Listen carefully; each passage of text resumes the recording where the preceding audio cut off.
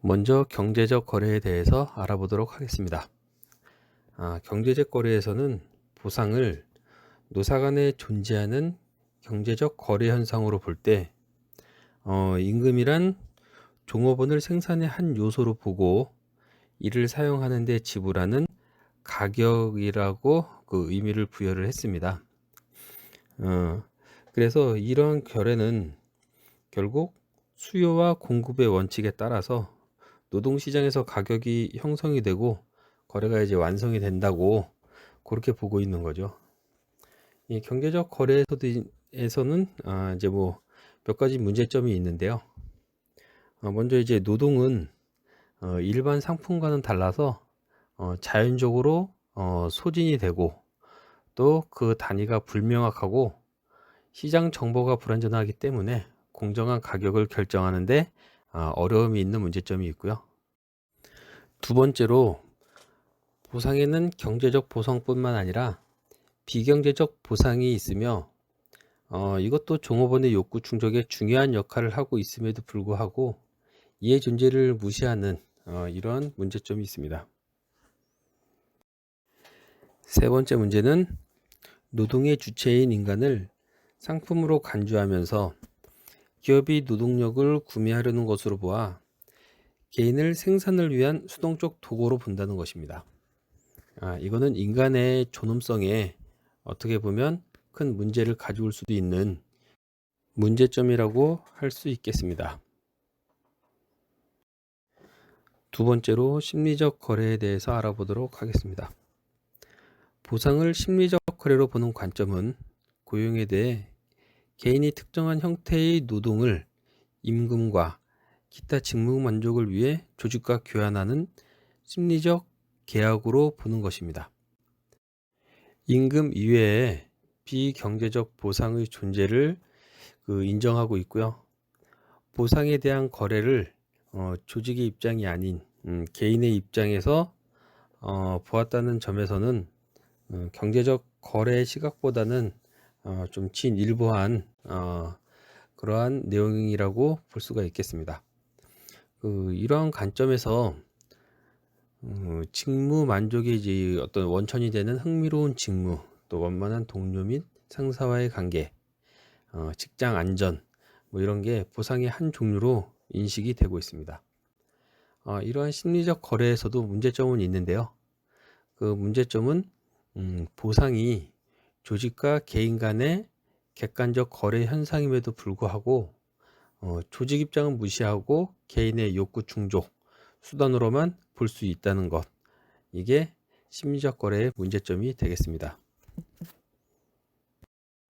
세 번째로 사회적 거래에 대해서 알아보도록 하겠습니다. 조직이란 개인들의 집합체고 또 고용은 개인과 조직 모두에게 중요한 관계를 갖도록 해주기 때문에 보상은 사회적 거래 현상으로 이렇게 이해를 할 수가 있고요. 이러한 관점에서 개인이 받는 보상은 조직과 사회에 있어서 어떤 이제 지위를 상징을 하고요. 그 지위의 차이는 보상의 차이에 의해서 측정이 되게 되겠습니다. 사회적 거래의 관점은 개인과 조직 그리고 개인이 속한 지역사회의 관계에 초점을 맞추는 것이 특징이 되겠습니다. 네 번째로 정치적 거래에 대해서 알아보도록 하겠습니다. 정치적 거래 관점에서는 임금을 당사자들의 권력과 영향력 작용의 결과로 이렇게 간주를 하고 있습니다. 즉 노조는 계약이 이루어질 때 단체 교섭을 통해 영향력을 행사하고 또 계약 기간 중에는 고충 처리 절차를 통해 영향력을 발휘하여 보상의 내용을 유리하게 하고자 이렇게 노력을 하고요. 기업 역시 이런 같은 상황에서 경영권을 바탕으로 계약을 유리하게 전개하고자 이제 그렇게 노력을 합니다. 그래서 임금의 이제 이러한 관점에서 보면 결국 임금 수준은 그 임금 당사자, 이제 기업과 종업원이 되겠죠. 임금 당사자 간의 파워 게임에 의해서 결정되는 것으로 이제 파악하기 때문에 여기서 나타나는 문제점은 기업의 파워가 크면 종업원의 이제 욕구가 무시되고, 종업원, 그러니까 노조의 파워가 크면 결국 경제 논리를 약화시킬 수 있다는 그러한 문제점이 야기될 수가 있겠습니다. 마지막으로 윤리적 거래에 대해서 알아보도록 하겠습니다. 보상에 대한 윤리적 거래에서는 보상 관련 교환 관계가 당사자 간의 윤리의식을 토대로 공정하게 이루어져야 한다 라고 이렇게 보고 있는 건데요. 사실 임금에 대한 정당성이나 공정성을 측정하는 객관적인 도구를 찾기는 매우 어렵습니다. 정당성 내지 공정성, 이거는 사실 판단이라기보다는 가치 판단으로부터 나오는 것이기 때문이죠. 그래서 임금은 종업원의 인간 존엄성을 훼손하지 않을 정도 수준이 되어 시민사회에서 다른 사람과 더불어 문화생활을 할 수 있게 해주는 도구가 될 때 임금의 공정성이 확보되는 것이다, 이렇게 보는 것이 윤리적 거래 관점이 되겠습니다. 다음은 임금의 공정성 유형에 대해 알아보겠습니다. 임금의 공정성과 관련해서는 다음과 같은 이제 몇 가지 질문을 해볼 수 있는데요. 기업이 창출한 가치를 자본과 노동 간에 어떻게 배분할 것인가? 기업이 어느 정도의 임금 수준을 유지해야 노동시장에서 필요한 인력을 용이하게 확보할 수 있으며 기존 종업원이 회사를 떠나는 것을 막을 수 있겠는가? 또 허용된 임금 총액을 가지고 기업은 종업원 개인에게 어떻게 배분할 것인가? 종업원은 임금이 결정되는 근거 및 과정에 대해 알기를 원하는가? 이상에서 제기한 질문들은 배분 공정성과 절차 공정성에 관련된 질문이 되겠습니다. 그럼 이제 배분 공정성과 절차 공정성에 대해서 한번 알아보도록 하겠습니다. 임금의 공정성 유형 중 배분 공정성에 대해서 알아보겠습니다. 배분 공정성은 개인이 어떤 이제 비교 대상의 위치에 따라 외부 공정성과 내부 공정성으로 이렇게 나눌 수가 있고요. 여기서 이제 외부 공정성은 해당 기업 종업원이 받는 임금 수준이 타 기업의 그것과 비교하여 공정한가 라는 것을 나타내는 거고요. 내부 공정성은 해당 기업 내 종업원들 간의 임금 수준에 있어서 격차가 과연 공정한가, 이것을 나타내는 것이 내부 공정성이 되겠습니다.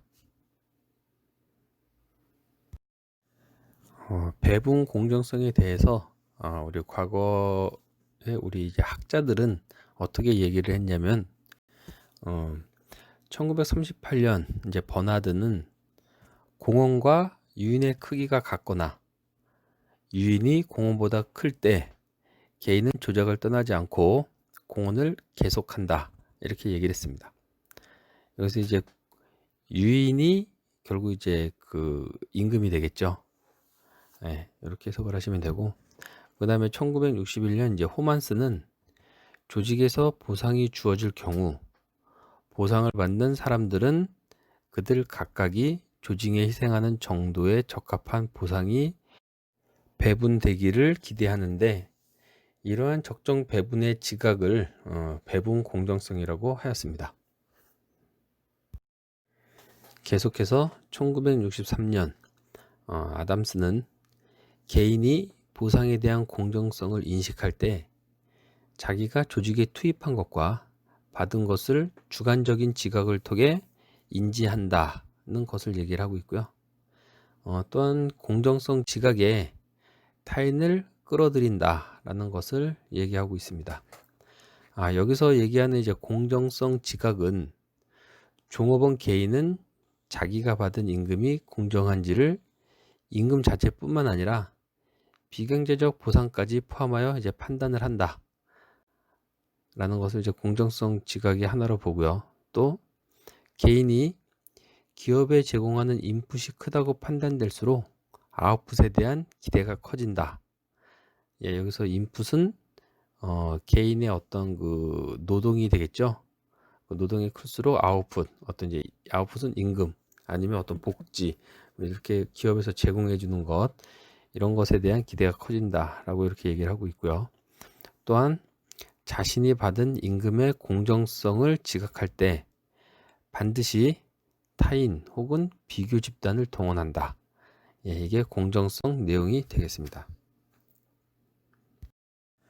다음은 임금의 공정성 유형 중 절차 공정성에 대해서 알아보도록 하겠습니다.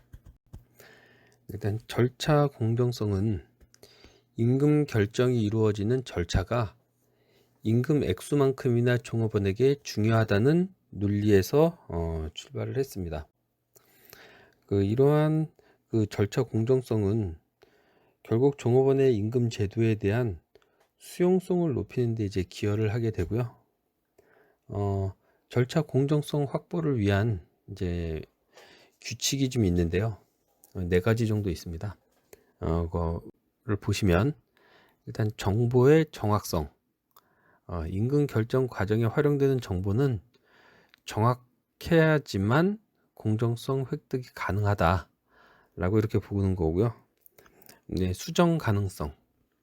이거는 임금 결정의 절차 속에 잘못된 의사결정을 바로잡기 위한 조항들이 포함되어 있을 때 공정성이 확보된다라고 보는 것입니다. 다음은 대표성인데요. 대표성은 임금 배분에 있어서 모든 단계들은 종업원의 관심, 가치관이 반영되어야 공정성이 확보 가능하다라는 부분이고요. 그 다음에 이제 도덕성. 이거는 임금 배분 절차가 윤리와 도덕에 관한 종업원이 가지고 있는 기준과 일치할 때 절차 공정성은 극대화된다 라는 부분을 말하고 있습니다. 임금 관리의 구성 요소 중 마지막으로 임금 형태의 합리성에 대해서 알아보겠습니다. 임금 형태의 합리성은 계산 방법이나 또 지급 방법 또는 임금의 지급과 관련된 제도를 총괄하는 표현이 되겠습니다. 다음은 임금 수준 관리에 대해서 알아보겠습니다. 예, 먼저 임금 수준의 의의인데요. 임금 수준은 기업이 일정 기간 종업원에게 지급되는 평균 임금을 임금 수준이라고 하고요. 즉 이제 기업 전체의 평균 임금이라고도 할 수가 있겠습니다. 이러한 임금 수준을 결정하는 이제 요인이 몇 가지 있는데요. 첫 번째가 종업원의 생계비 수준, 또 기업의 지불 능력, 노동시장 요인, 이렇게 3가지의 결정 요인을 가지고 한번 알아보도록 하겠습니다. 임금 수준의 결정 요인으로 종업원의 생계비 수준으로 이렇게 내용을 봤을 때 임금 산정의 최저 기준, 이제 한선이 될 수 있고요. 인간적인 삶을 보장해 줄 수 있는 이제 기초가 될 수 있다고 하겠습니다.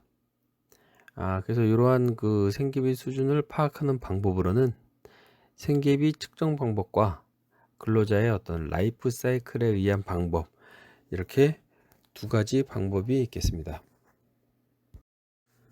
다음은 임금 수준 결정 요인이 기업의 지불 능력이라고 봤을 때 임금 수준은 기업의 지불 능력 범위 내에서 결정될 수밖에 없습니다.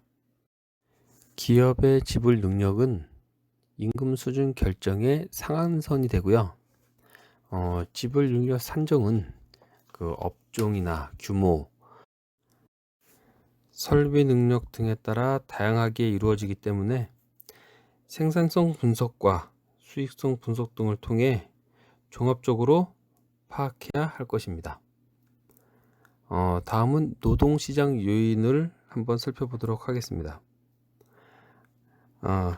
기업의 임금 수준은 지불 능력을 상한선으로 하고 생계비 수준을 한선으로 하여 그 허용 범위 내에서 노동시장 요인에 따라 결정이 되게 됩니다. 즉 임금 수준의 상한선과 하한선 가운데 동업 타사의 임금 수준, 또 노동력의 수요와 공급 상황, 정부 규제, 노사 간의 임금 교섭 등 이런 노동시장 요인에 의해서 임금 수준이 결정이 된다라고 보고 있습니다.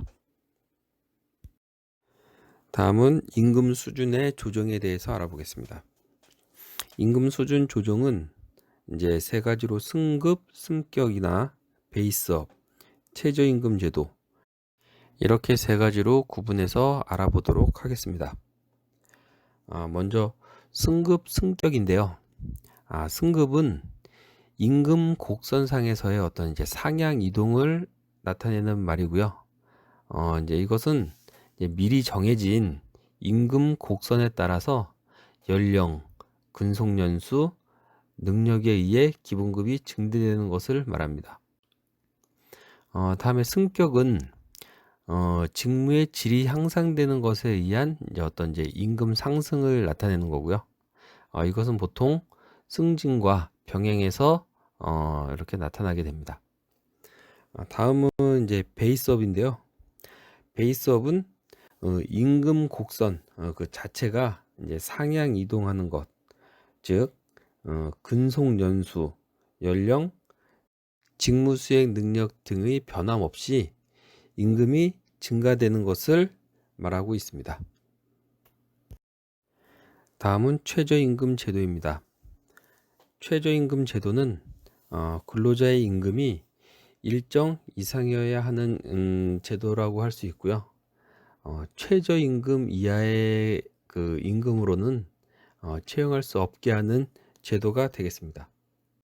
그래서 2020년 올해 최저임금은 이제 시급으로 8,590원이죠. 그래서 시급 8,590원 이하로는 이제 채용을 할 수 없게 하는 제도가 되겠습니다. 계속해서 근로기준법상 임금에 대해서 알아보도록 하겠습니다. 먼저 임금의 개념인데요. 근로기준법 제2조, 제1항, 제5호에 보면 임금이라 함은 사용자가 근로의 대상으로 근로자에게 임금, 봉급, 기타 어떠한 명칭으로든지 지급하는 일체의 금품을 말한다 라고 정의가 되어 있습니다. 그러면 임금 여부의 판단 기준은 이제 어떤 게 있냐면요. 사용자가 근로자에게 지급을 해야 되는 거고요. 그것은 근로의 대가로 지급을 해야 된다 라고 하는 부분이 되겠습니다. 그러면 사용자가 근로자에게 지급한다는 것은 명칭이 임금이라 하더라도 금품을 주고받는 사람이 근로기준법상 사용자나 근로자가 아니라면 이는 근로기준법상 임금이라고 할 수 없다 라는 거고요. 따라서 이사 등 임원에게 지급되는 보수와 직업훈련 연수생에게 지급되는 금품 등은 근로기준법상 임금이 아닙니다. 또한 그 접객업소, 골프장 등의 어떤 그 봉사료나 이제 팁, 뭐 이런 거는 보통 임금으로 보지 않는 게 원칙이지만 그 일정률 또는 일정 금액으로 이제 정해진 봉사료를 사용자가 손님으로부터 받아서 예치 후에 분배하는 경우에는 그걸 임금이라고 볼 수도 있겠습니다. 임금 여부의 판단 기준 중 근로의 대가에 대해서 알아보겠습니다. 근로의 대가 그 일반 원칙으로는 사용 종속 관계 아래서 제공되는 근로에 대한 보상이다 라고 이렇게 볼 수 있고요. 은혜적, 호의적 금품에 대해서는 경조금, 위문금, 기념일에 호의적, 은혜적으로 지급되는 금품은 임금이 아니라고 할 수 있고요. 근데 단 이러한 금품이 단체 협약이나 취업 규칙의 지급 조건이 명시돼서 정기적, 계속적으로 지급된다면 그거는 임금의 성격을 가지고 있다라고 할 수 있습니다. 또한 취업 규칙 등에 명시되어 있어도 비정기적이거나 비계속적으로 주고 어떤 은혜적 성격이 명확하다면 그것은 임금이 아니라고 할 수 있습니다. 다음은 실비 변상적인 금품, 즉 생산수단 구입을 위한 실비 변상적인 금품은 임금이 아니라고 할 수 있고요. 복리후생비의 임금 구분 기준은 명칭과 관계없이 실질 내용으로 판단을 하고 근로의 양과 질에 관련된 수당은 임금으로, 또 근로 여건, 환경과 관계되는 수당은 또 임금으로 볼 수 있습니다.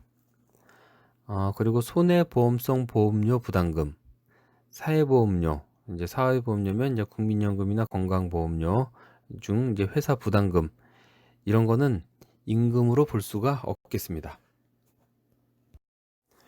현물급여 중 현물급식은 순수한 복리후생으로 보는 것이 이제 원칙이 되겠고요.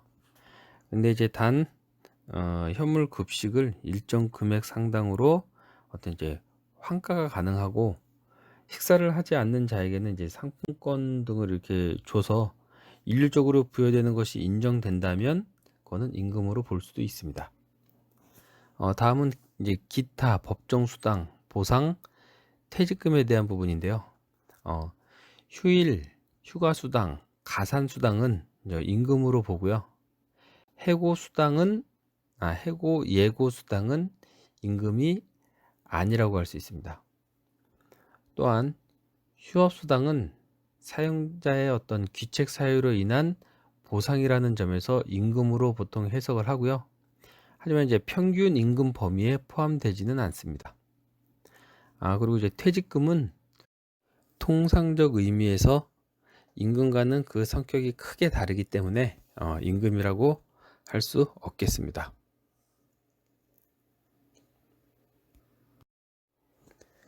임금의 성격에 대해 알아보겠습니다.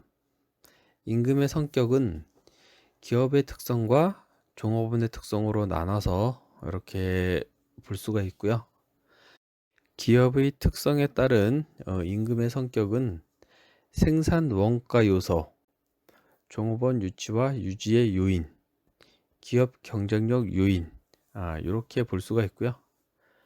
종업원 특성에 따른 임금의 성격은 사회적 신분 상징, 또 동기부여 효과, 생계비 원천, 이런 것들이 종업원 특성에서 봤을 때 그 임금의 성격이 되겠습니다. 다음은 임금 지급의 기본 원칙입니다. 임금 지급의 기본 원칙은 그 4가지 원칙으로 지금 이렇게 구분이 되어 있고요. 첫 번째로는 통화 지급 원칙. 이것은 임금은 통화로 근로자에게 지급되어야 한다는 원칙이 되겠습니다. 두 번째로는 직접 지급 원칙. 이것은 임금은 반드시 근로자 본인에게 지급되어야 한다는 원칙이 되겠습니다. 다음은 전액 지급 원칙. 이것은 임금은 전액 근로자에게 지급되어야 한다는 원칙이 되겠습니다. 마지막으로 정기 지급 원칙. 이것은 임금은 매월 1회 이상 일정한 기일을 정하여 지급되어야 한다는 원칙이 되겠습니다. 오늘 수업은 여기까지 하고요. 다음 시간에는 중간고사 기간이죠. 네. 여기까지 여러분들이 했던 수업을 받았던 내용, 그리고 과제를 통해서 정리했던 부분만 잘 이해하고 숙지하고 계신다라고 하면 문제를 푸는데 큰 어려움은 없을 거라고 이렇게 생각이 됩니다. 아무튼 모두 좋은 성적 받기를 좀 기대하고요. 이번 중간고사는 대면으로 이제 실시를 하니까 그때 여러분들 얼굴을 한번 뵐 수 있도록 하겠습니다. 수고하셨습니다.